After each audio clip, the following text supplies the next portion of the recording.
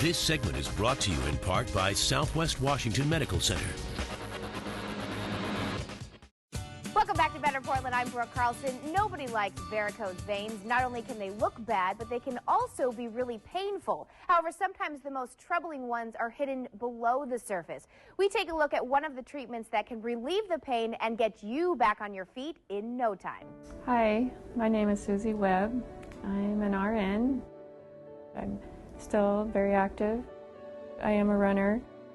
Just standing in line or standing around is very uncomfortable. Some people have occupations that involve long periods of standing, and we know that over time, certainly over years, this may increase the chance of developing varicose veins. I had taken 16 years off from working, and then when I went back to work, I really noticed it a lot. Varicose veins result from valves in the veins not working properly. And the reason veins have to have valves is that the blood has to go in one direction only.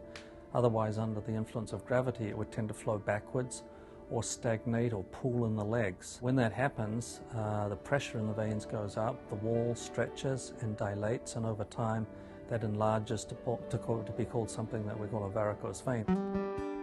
One of the issues that we're always aware of when a patient comes to see us with varicose veins in a woman is that she may also have varicose veins in the pelvis, and these may be causing two types of problems. One is they may be making the veins in her legs worse, but they may also be causing symptoms in her pelvis such as aching or heaviness or fullness. 25 years I dealt with it, and not realizing that I could have something done. I also thought in the past that I wouldn't be able to pay for it, where in my case insurance did cover it. Many years ago we used to talk about the procedure of vein stripping, and I think a lot of us had a grandmother or an uncle who had a vein stripping, and they'd had to go to hospital, and it was very painful.